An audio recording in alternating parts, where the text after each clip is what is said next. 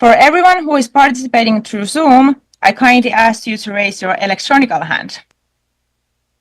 Thank you for your attention. I now invite you all to share your thoughts and experiences. Let's begin the discussion, for which we will have approximately 15 minutes of time.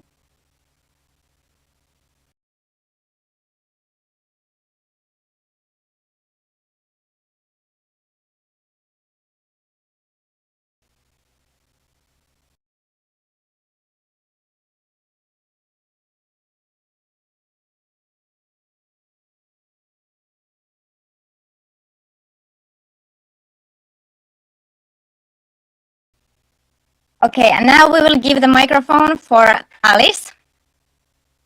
Hyvää huomenta kaikille. Thank you so much, Mari, for that very interesting topic. I certainly learned a lot and listed a few questions that I have. So it was very innovative and very forward and future thinking.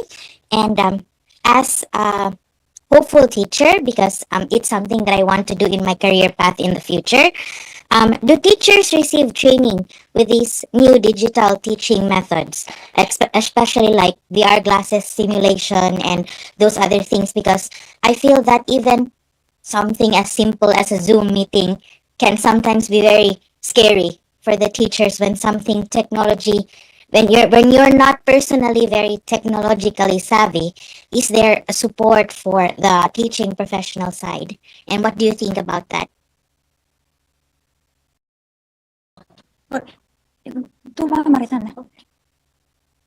So it's very important that all new teaching students and teachers will have this kind of education about different kind of technological ways and equipment and methods, how to use them. A lot more this kind of cooperation to arrange. But it is sometimes often so that we try to develop new ways to do this, and it's also very good to share this kind of experiences.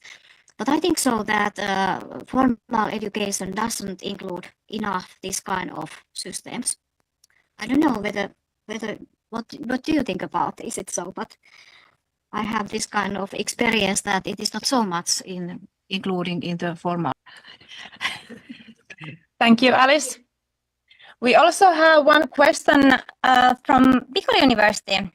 So the question is that we are in a developing country with a limited access to virtual reality tools. Can you give us some practical tips to bridge this gap?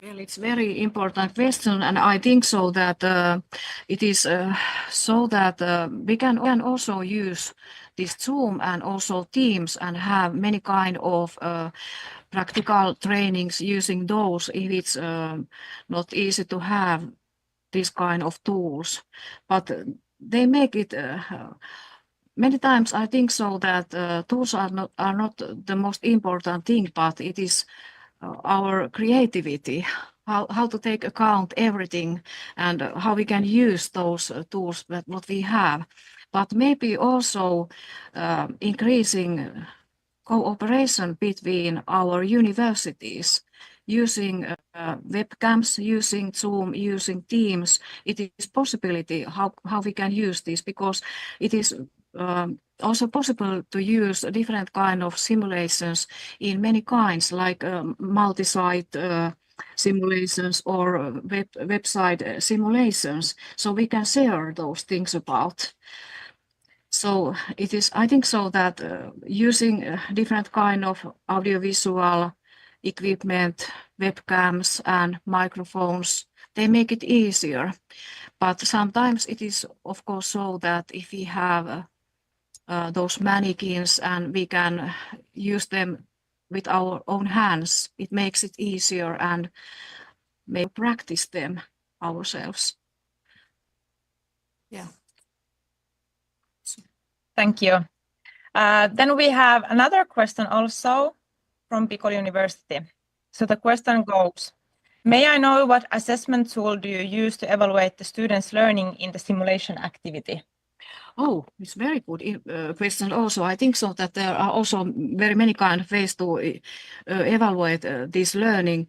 It's also using cameras and taking video clips and looking them afterwards and using this debriefing and also thinking about what kind of alternative ways there are to act. But also we can have different kind of questionnaires, formulas with questions like self-debriefing test or self-debriefing papers where we can write down what kind of challenges there have been and what kind of maybe possibilities there have been. But we can also use this pakohuone. What is that in English? Pakohuone. Escape room, yes, because it is also a good way to test these kind of things. Yes, and also, I think so that those feedback discussions after the simulation situations, they are, even that we don't use them in the meaning of evaluation, but it is also this kind of that we evaluate how we have succeeded and what kind of skills we still need or something like that. But I think so it's not good to use numbers or grades to evaluate those situations. I think so it is better to have positive feedback, what things have gone very well and how we have succeeded and encourage the participation. I think so maybe it's better, more important thing.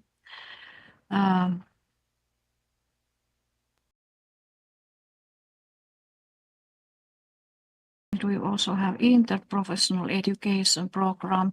No, we don't have this kind of program, but we had those medical doctor students from Tampere University, and the nursing students were from our school. So it was cooperation between Seinäjoki University of Applied Sciences and Tampere University. It was really interesting and very good piloting.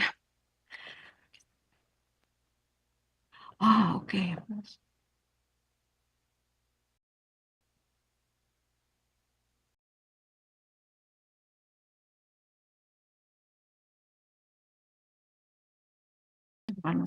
Yeah. Yeah. Thank you so much. Thank you, Mari.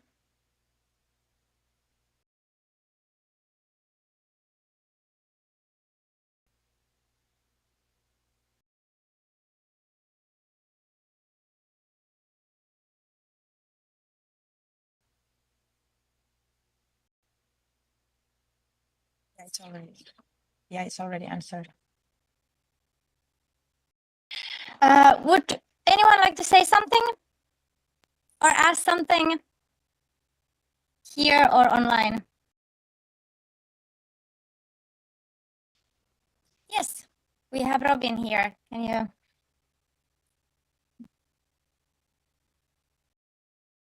Yeah, hi, good morning all. To all. Yeah, we came from a country where there is limited access to technology. So we just hope that we are about to, if things go well, we will graduate on December. So we hope we can experience this technology before we graduate. So, it will be very helpful for us. Thank you. Thank you, Robin.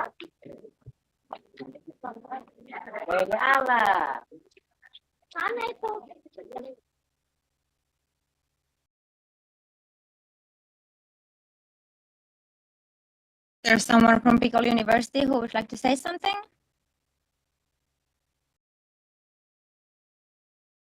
Jadi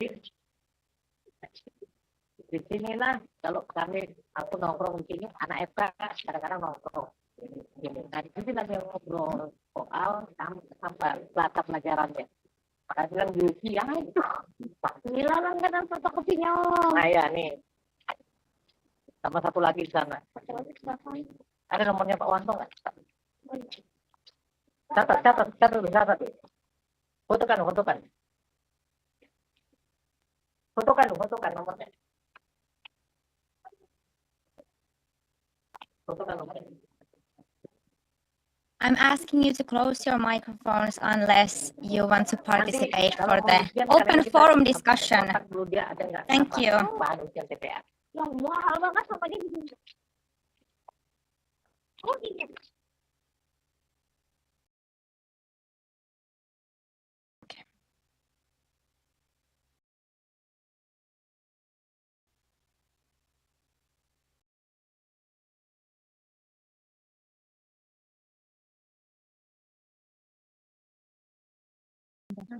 There's no more questions in the university. Okay, thank you everyone who participated for this open forum discussions. And no more questions from all sides. So thank you all for your active participation. It has been a pleasure to hear your questions and thoughts. We will now ourselves and look after your well-being. After the break, we will resume the program as scheduled in our program. So we will continue here at 10:35 a.m. time in Finland, and that would be 16:35 p.m. on the Philippines time. Thank you again.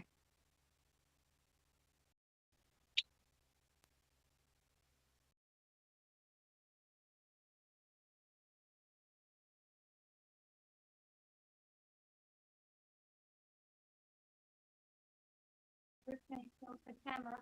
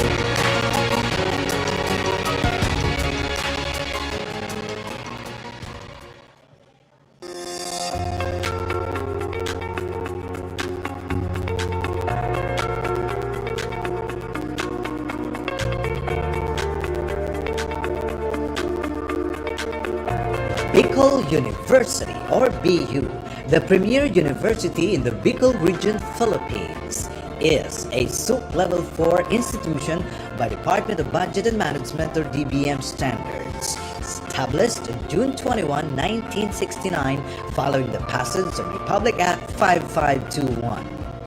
It has 17 colleges spread across its 7 campuses in the provinces of Albay and Sorsogon, with the College of Law and the College of Medicine as its latest addition, and recently the Doctor of Dental Medicine and Doctor of Veterinary Medicine. As of latest count, Bicol University has 82 AACOP accredited academic programs, with 3 programs accredited at level 4. It is also a level 3 accredited institution whose reputation as a premier university in the Bicol region is rooted in its consistent top-level performance in various licensure examinations, becoming recognized as top-performing school in accountancy, social work, midwifery, nursing, education, and engineering.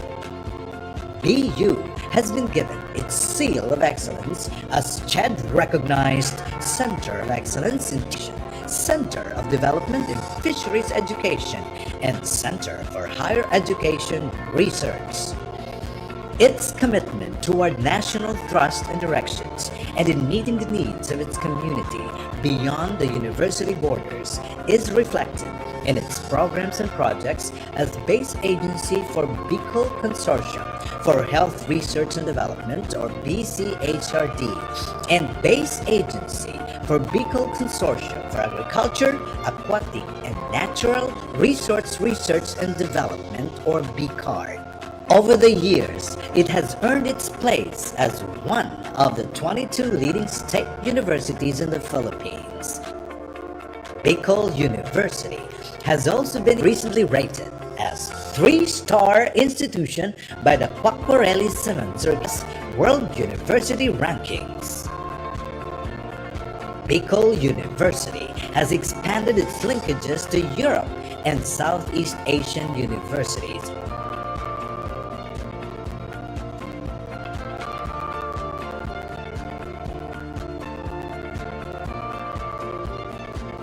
This is Bicol University.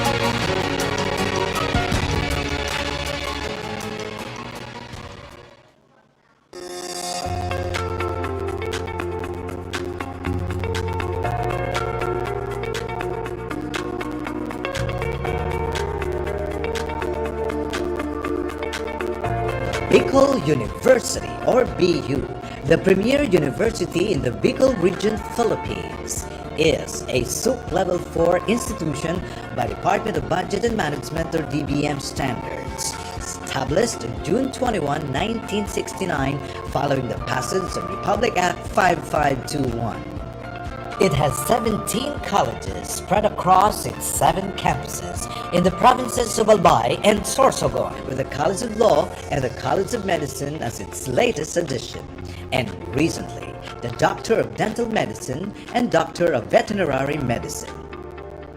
As of latest count, Bicol University has 82 AACUC accredited academic programs, with 3 programs accredited at level 4.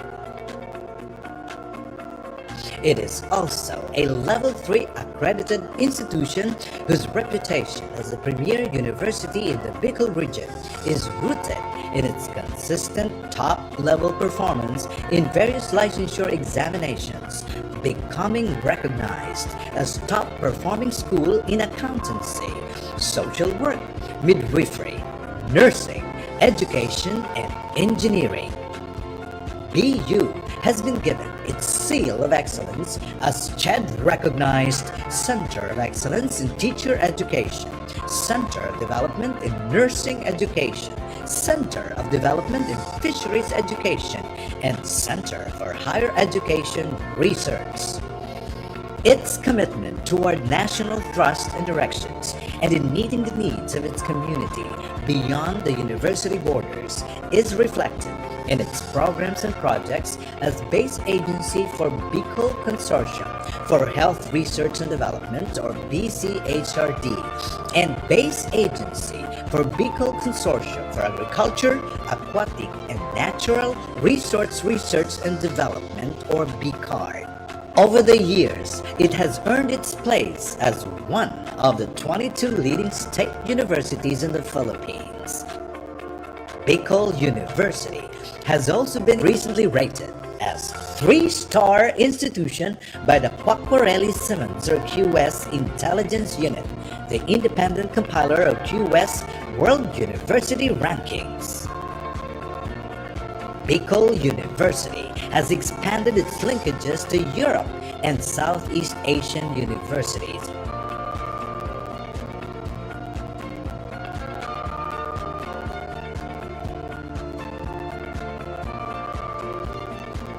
This is Bicol University.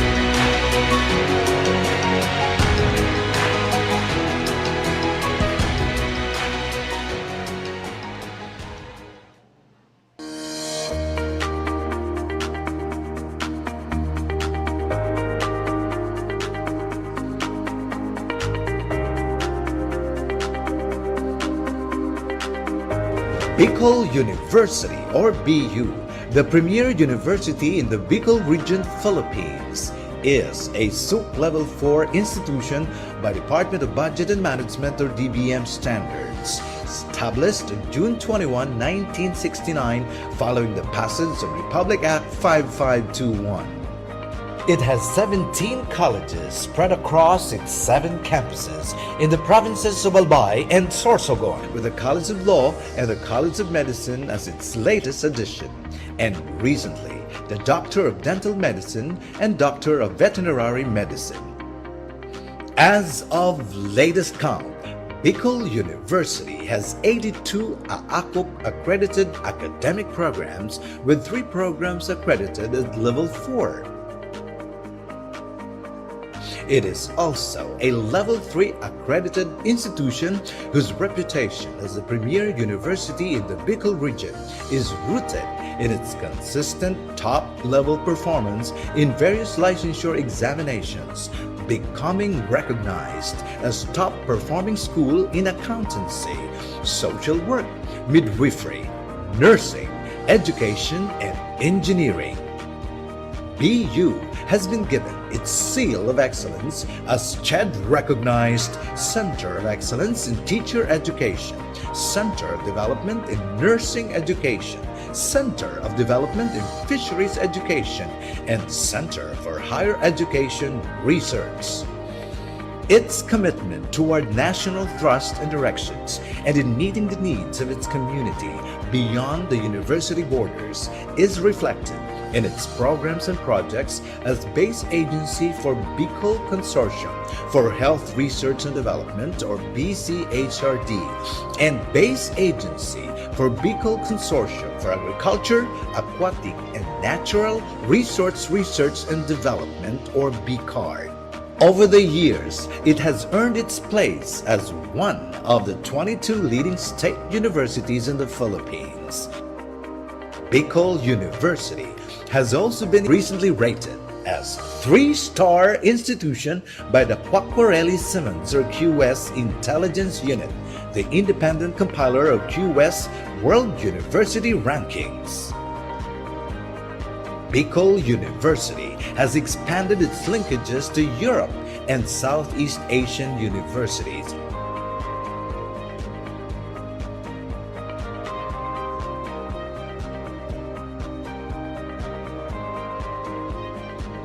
This is Bicol University.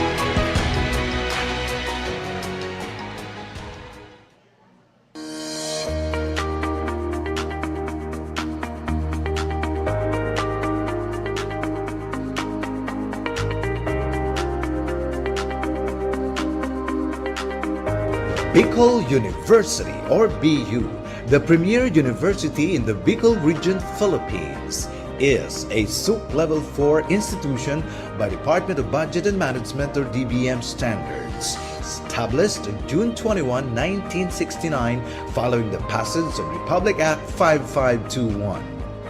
It has 17 colleges spread across its 7 campuses in the provinces of Albay and Sorsogon, with the College of Law and the College of Medicine as its latest addition, and recently the Doctor of Dental Medicine and Doctor of Veterinary Medicine. As of latest count, Bicol University has 82 AACUP accredited academic programs, with 3 programs accredited at level 4. It is also a level 3 accredited institution whose reputation as the premier university in the Bicol region is rooted in its consistent top-level performance in various licensure examinations, becoming recognized as top-performing school in accountancy, social work, midwifery, nursing, education, and engineering. BU has been given its seal of excellence as CHED recognized Center of Excellence in Teacher Education, Center of Development in Nursing Education, Center of Development in Fisheries Education, and Center for Higher Education Research. Its commitment toward national thrust and directions and in meeting the needs of its community beyond the university borders is reflected in its programs and projects as base agency for Bicol Consortium for Health Research and Development, or BCHRD, and base agency for Bicol Consortium for Agriculture, Aquatic, and Natural Resource Research and Development, or BCARD. Over the years, it has earned its place as one of the 22 leading state universities in the Philippines.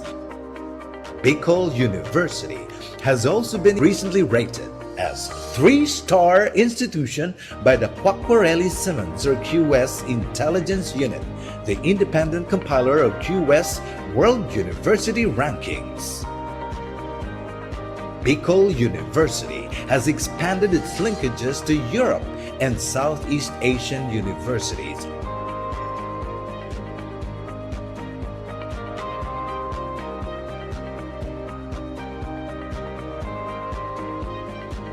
This is Bicol University.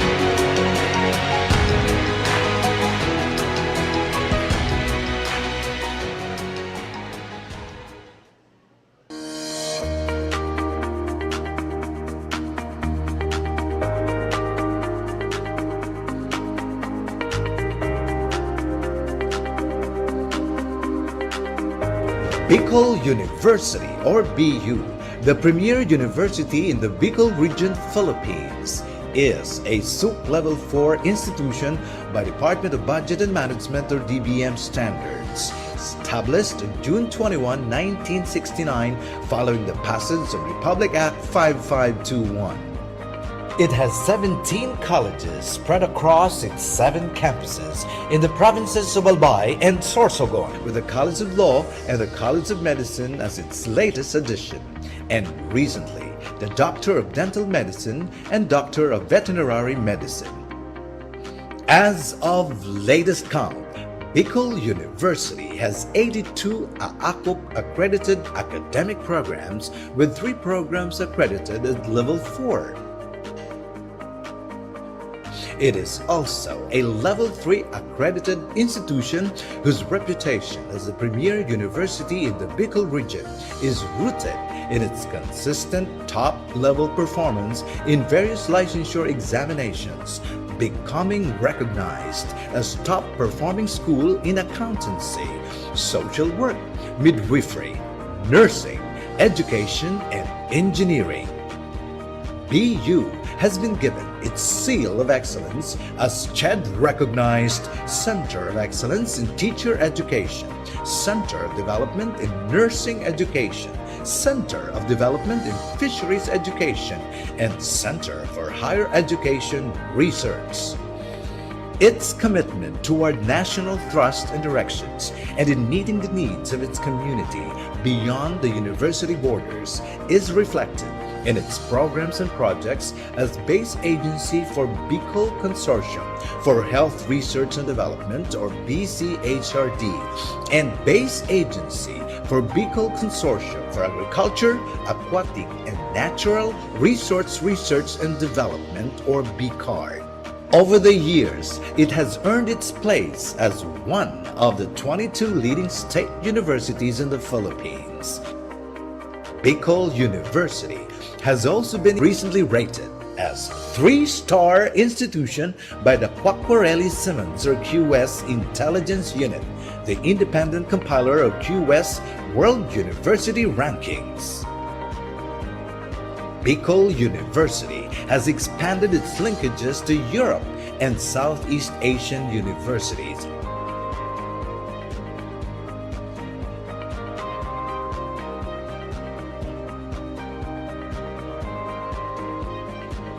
This is Bicol University.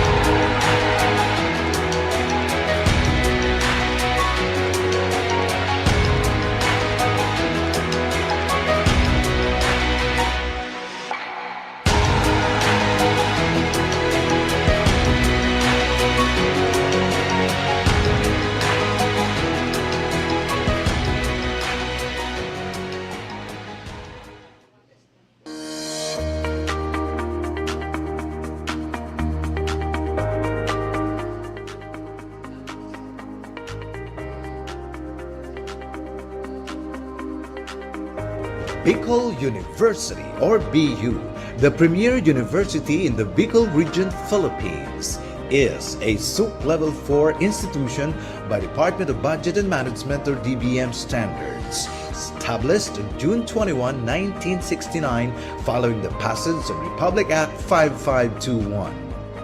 It has 17 colleges spread across its 7 campuses in the provinces of Albay and Sorsogon, with the College of Law and the College of Medicine as its latest addition, and recently the Doctor of Dental Medicine and Doctor of Veterinary Medicine.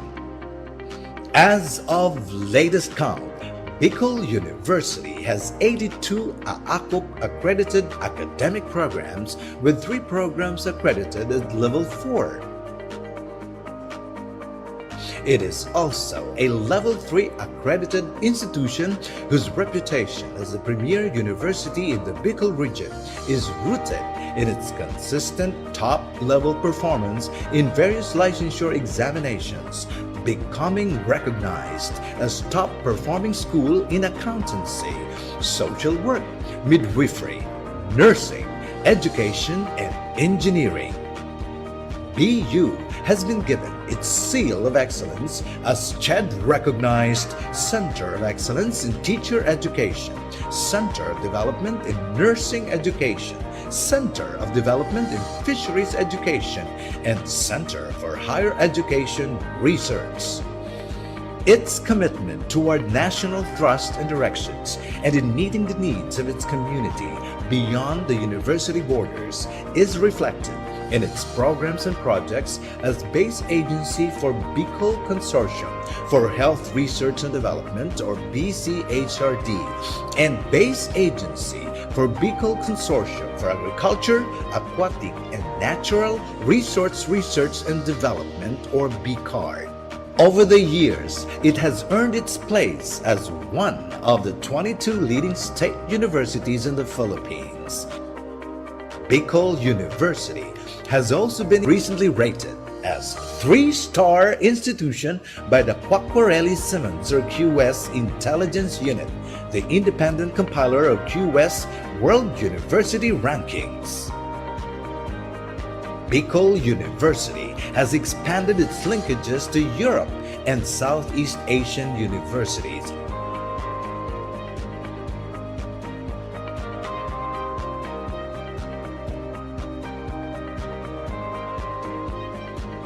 This is Bicol University.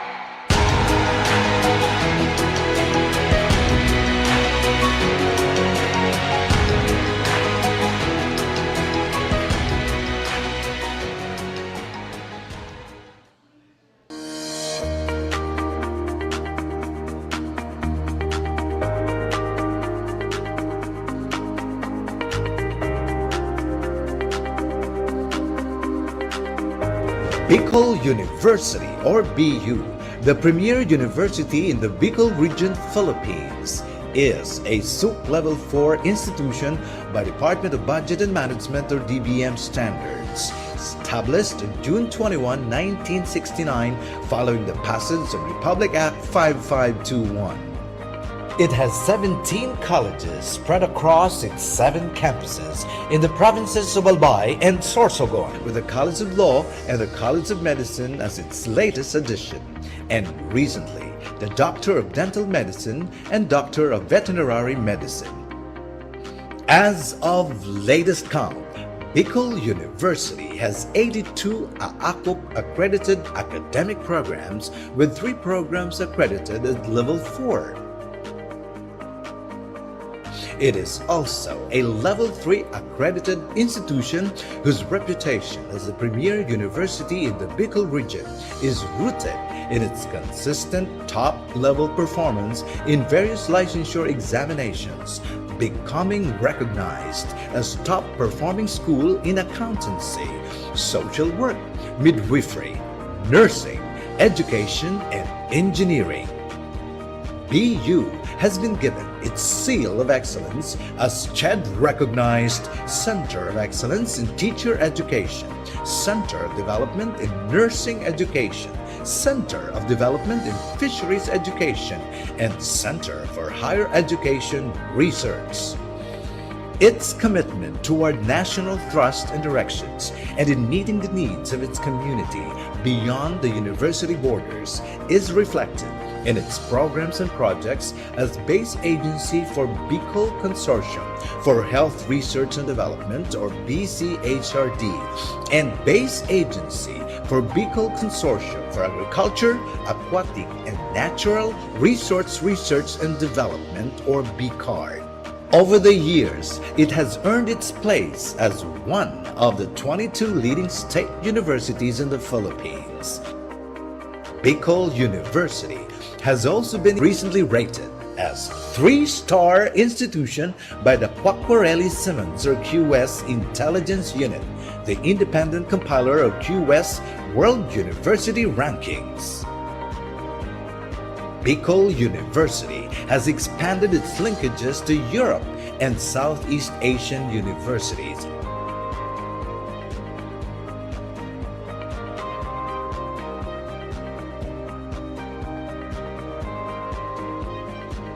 This is Bicol University.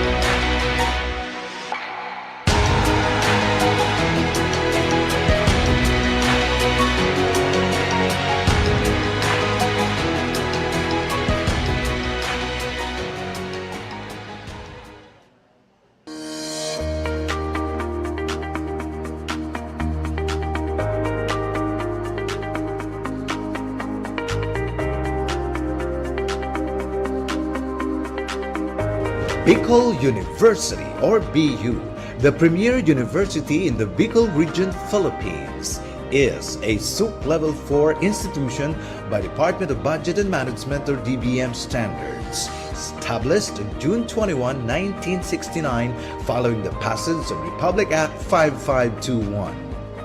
It has 17 colleges spread across its 7 campuses in the provinces of Albay and Sorsogon, with the College of Law and the College of Medicine as its latest addition, and recently the Doctor of Dental Medicine and Doctor of Veterinary Medicine.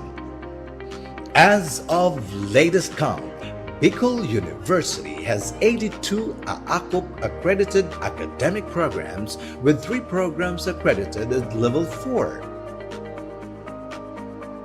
It is also a level 3 accredited institution whose reputation as the premier university in the Bicol region is rooted in its consistent top-level performance in various licensure examinations, becoming recognized as top-performing school in accountancy, social work, midwifery, nursing, education, and engineering. BU has been given its seal of excellence as CHED recognized Center of Excellence in Teacher Education, Center of Development in Nursing Education, Center of Development in Fisheries Education, and Center for Higher Education Research.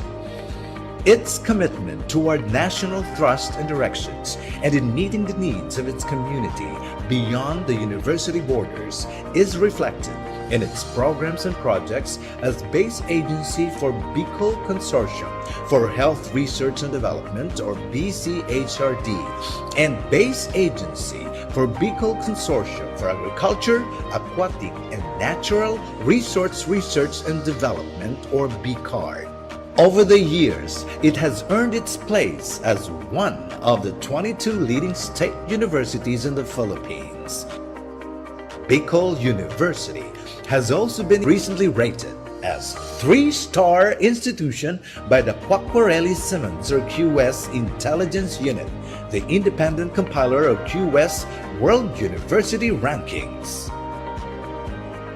Bicol University has expanded its linkages to Europe and Southeast Asian universities.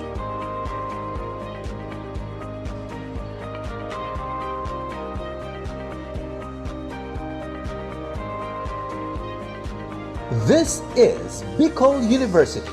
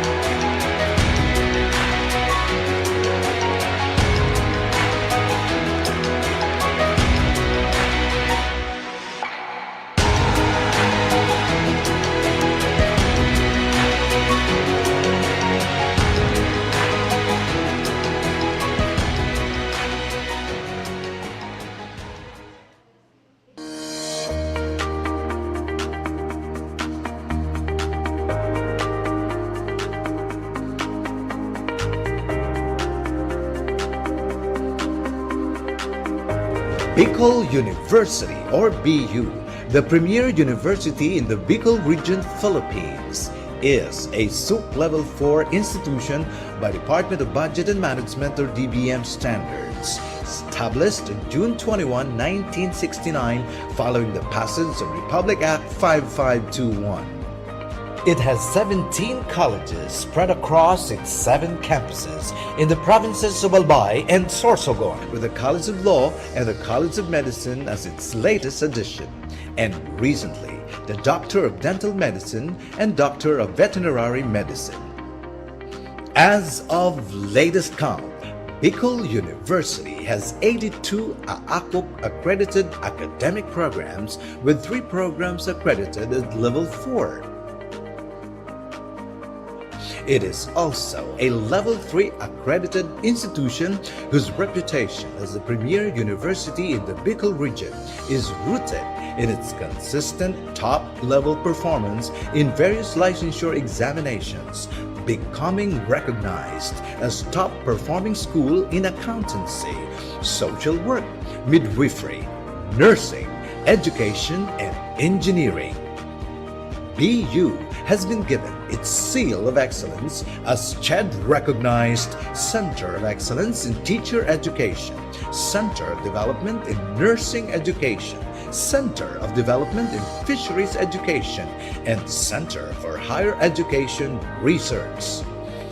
Its commitment toward national thrust and directions and in meeting the needs of its community beyond the university borders is reflected in its programs and projects as base agency for Bicol Consortium for Health Research and Development, or BCHRD, and base agency for Bicol Consortium for Agriculture, Aquatic, and Natural Resource Research and Development, or BCARD. Over the years, it has earned its place as one of the 22 leading state universities in the Philippines. Bicol University has also been recently rated as 3-star institution by the Quacquarelli Simmons or QS Intelligence Unit, the independent compiler of QS World University Rankings. Bicol University has expanded its linkages to Europe and Southeast Asian universities.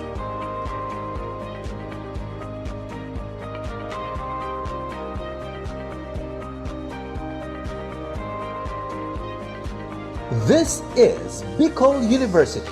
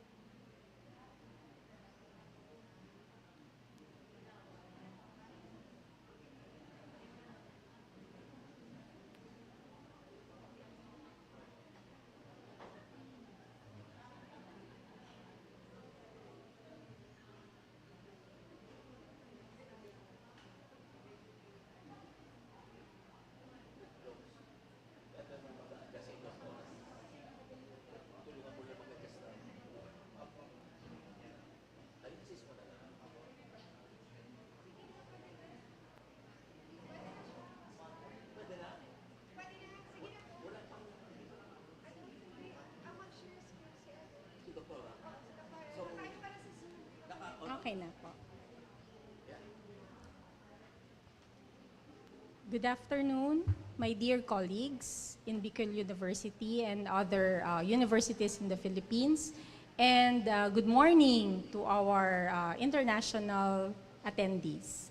It is my honor to introduce to you our first plenary speaker for today. She is an internist cardiologist, a medical educator, and public health advocate, currently serving as the Dean of Bicol University College of Medicine and an incoming governor of the Philippine Medical Association for the Bicol region. She was recently awarded as one of the Inquirer's Women of Power in the area of education and health advocacy and recognized as the JCI and PMA Outstanding Filipino Physician for the year 2022. She has received the PMA Dr. Jose P. Rizal Award for Community Service and Leadership in 2018. She is also a UP-PGH Most Outstanding Fellow in Clinical Research and the PCP Park Davis Awardee in Clinical Research and the former director of Bicol Consortium on Health Research and Development. She is a fellow of the American College of Physicians as well as the Philippine College of Physicians, a former president of the Philippine College of Physicians Bicol Chapter and the Albay Medical Society. As a staunch advocate for equitable healthcare and medical education, she leads MAPALAD, which is Medisina para sa Lahat, which is a banner program or project for the Bicol University College of Medicine. She is the co-founder of the Yellow Boat of Hope Foundation, which has provided thousands of boats, scholarships, and classrooms for underserved coastal communities since 2010. She is also a consultant for the Floating Clinic, which delivers medical services to remote areas and recently sealed a partnership with US-based Nuvance Health for global health advocacy and student and faculty exchange programs.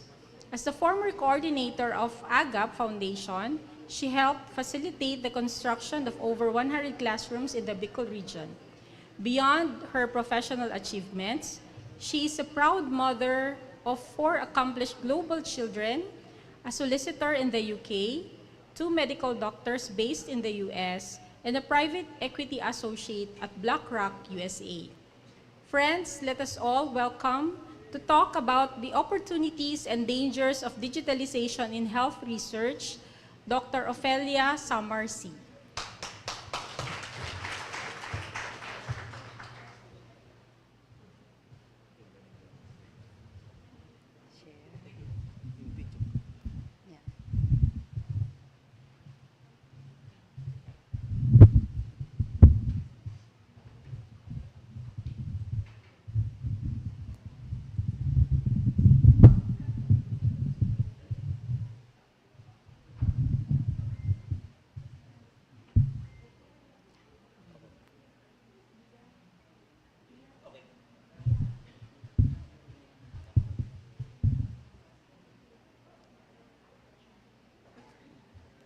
Good day, esteemed colleagues and participants. Thank you for joining this plenary session. I stand before you today with the belief that education and healthcare are the great equalizers in society, and research and digitalization shall bridge the gaps brought by this divide, making nations closer and closer to each other. The widespread impact of digitalization affects everything from personal relationships, such as dating apps, augmented by social media and their services, to other relationships, such as how citizens interact with support services in e-government, and of course, in our own romance with research. That's why we are all here. So today, we will explore how digital technologies are reshaping healthcare research. We will cover the immense opportunities these technologies provide, the challenges they pose, and how we can navigate this to ensure ethical and effective implementation. This is a critical topic for healthcare professionals and researchers worldwide as we move toward a more digital future.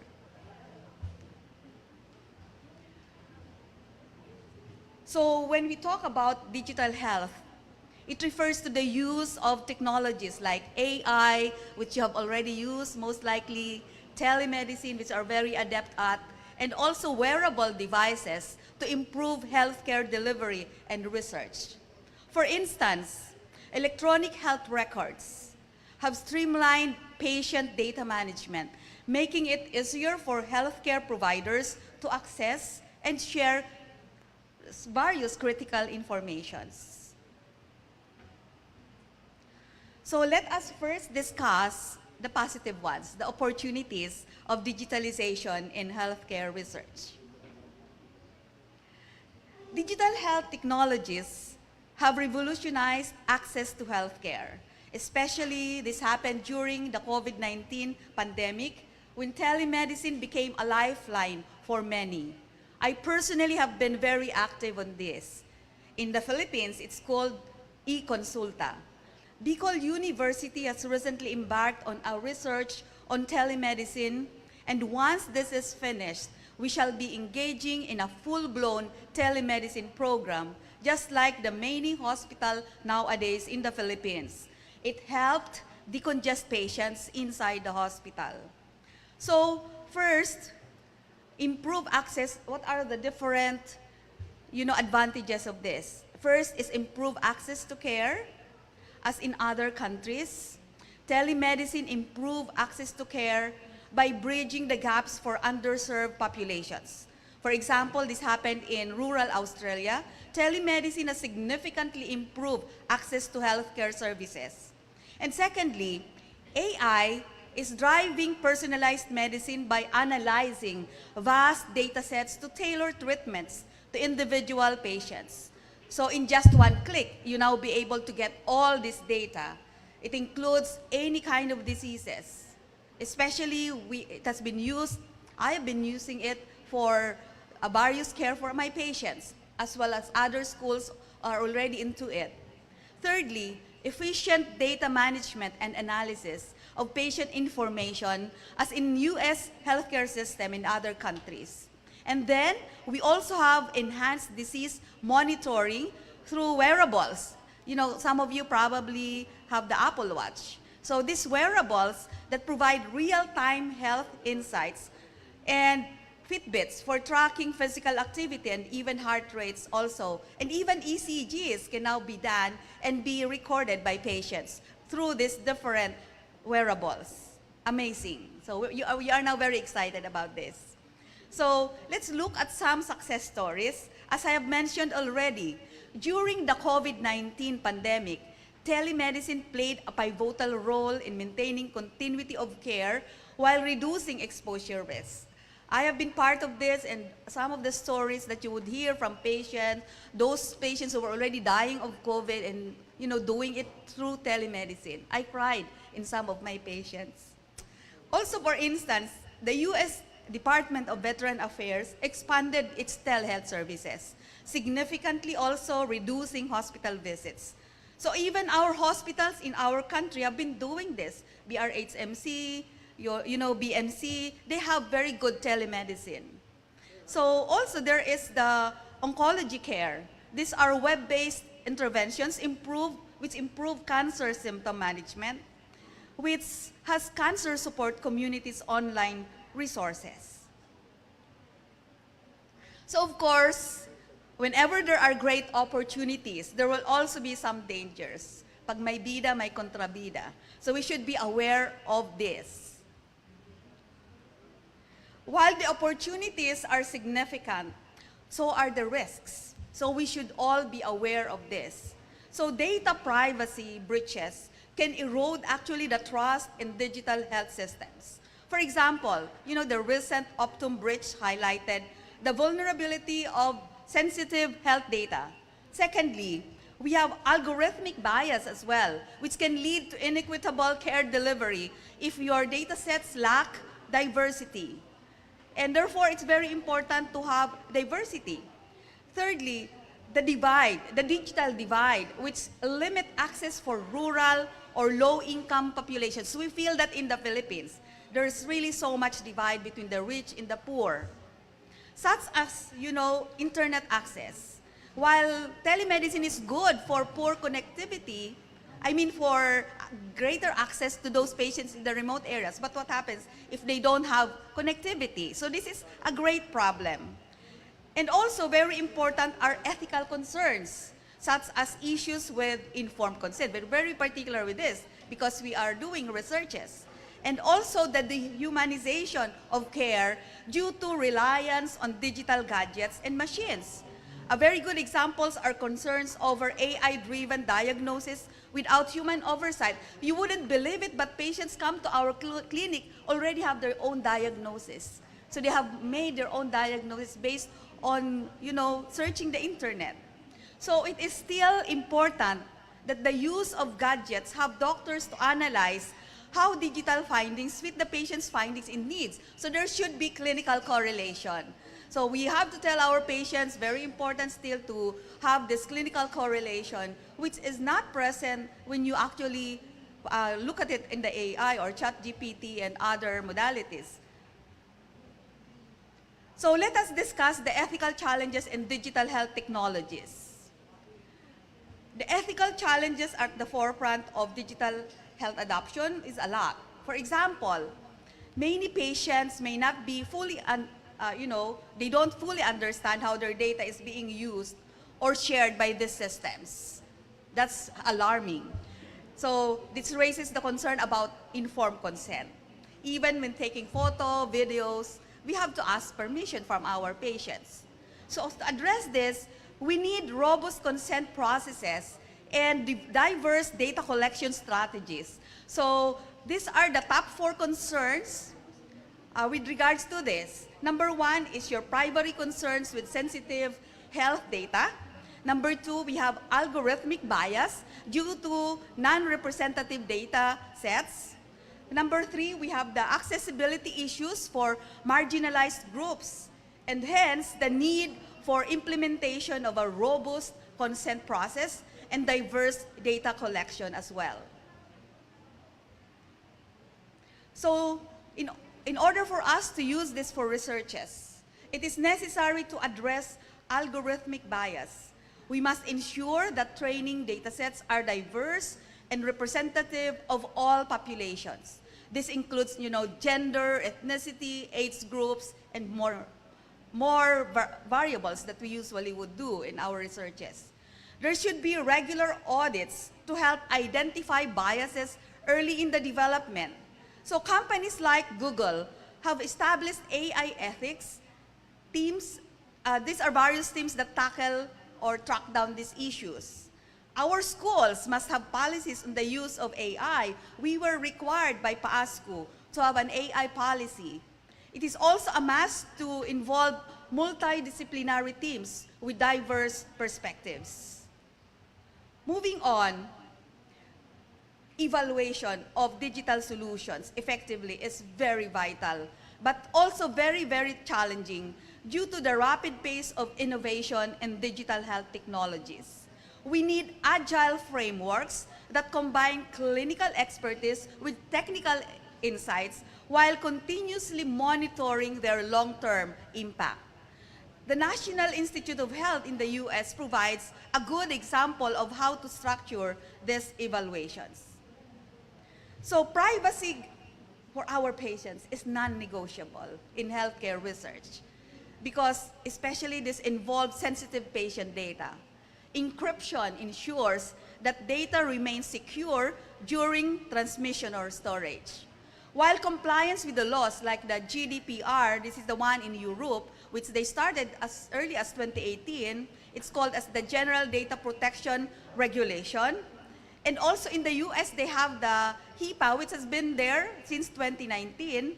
This is Health Insurance Portability and Accountability Act. So this to protect the patient's sensitive health information, which is a legal framework for accountability. So emerging technologies like blockchain, this promise solutions for secure data management. I'm sure those that are into IT are very much adept on this. So we will rely on the results that they will be doing. Now, digital health can actually bridge socioeconomic gaps. And by this provides telehealth services to remote areas for offering with limited literacy skills, ensuring that no one is left behind. So for instance, the Affordable Care Act's online marketplace has made health insurance more accessible to underserved population. For successful implementation, we need robust infrastructure. Bicol University is already going through that smart campus infrastructure, like high-speed internet in underserved regions, and training programs that empower healthcare workers to use these tools effectively.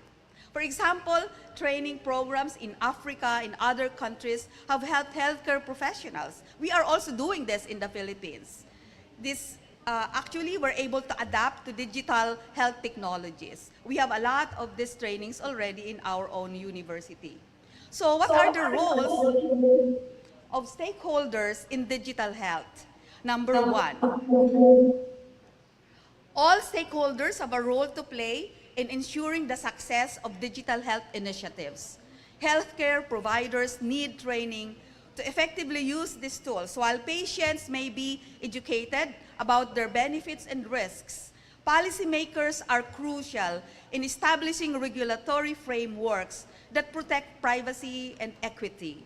Organizations like the American Medical Association, our own Philippine Medical Association, are leading efforts to support healthcare providers in this particular transition. So as we move forward, my friends, emerging technologies like AI and blockchain will continue to shape the landscape of digital health. Secondly, global collaboration is essential to ensure equitable access to these innovations. And third, continuous innovation will be the key to addressing future challenges and opportunities. And the World Health Organization is spearheading global initiatives to promote digital health equity. And that is really great. So in order for me to, adapt to the time, and I understand there's not a lot that ask question, I have asked questions already beforehand, and I am including them here. So a big question probably on your minds, especially in doing your researches, must be, how do digital health technologies address the needs of diverse patient populations? So this can be solved by implementing tailored strategies and tools that promote equity, accessibility, and inclusivity. And for personalized solutions, that there's such a thing as the tender system, which uses co-design processes to actively involve patients in the development of interfaces, ensuring they align with the user needs as age, gender, cultural background, and technological comfort. So the impact of this will be the personalization enhances user confidence and maximizes enhancement and engagement, especially for the aging populations and those with specific healthcare conditions. So next is bridging digital divide.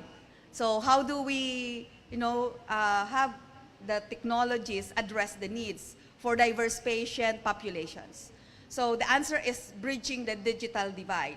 Example here is telehealth, which has been instrumental in providing care to rural and underserved populations during the COVID-19 pandemic.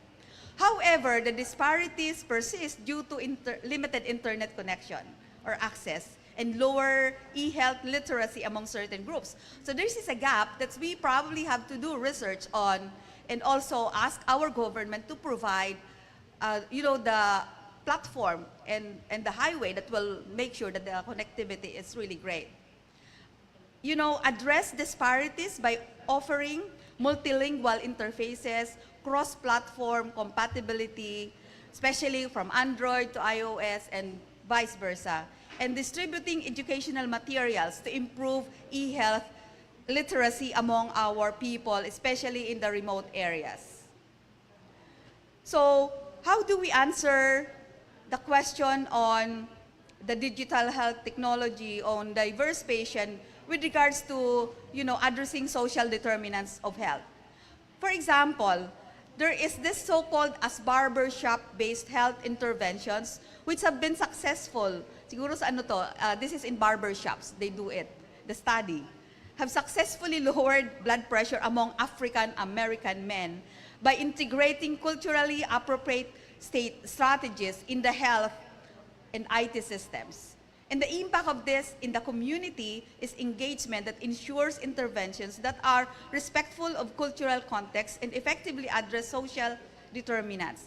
In our Facebook, we have Messenger, which are basically free for limited use to our different people in the community, in the remote areas.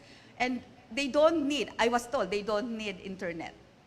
So how do digital health technologies address furthermore? By enhancing accessibility.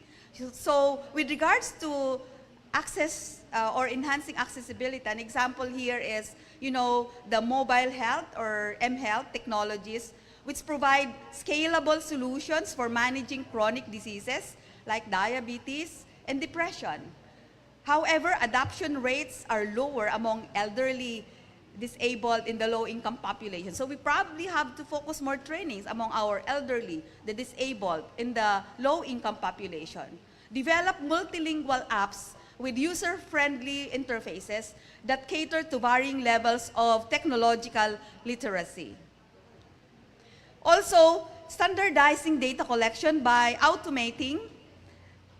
The automation is very important. Automating the collection of race, ethnicity, language data helps, identify disparities and tailor improvement efforts in the HIT system. Focused clinical decision support systems can also address fragmented care of delivery for social, racial, ethnic minorities, and limited English proficiency patients, which is not a problem in the Philippines. Almost everyone in the Philippines know how to speak English. They understand English very well. And they're very good. I mean, they're very adept and very much concerned about grammar as well. So, this is the school we wish to sing, of a school to honor and revere,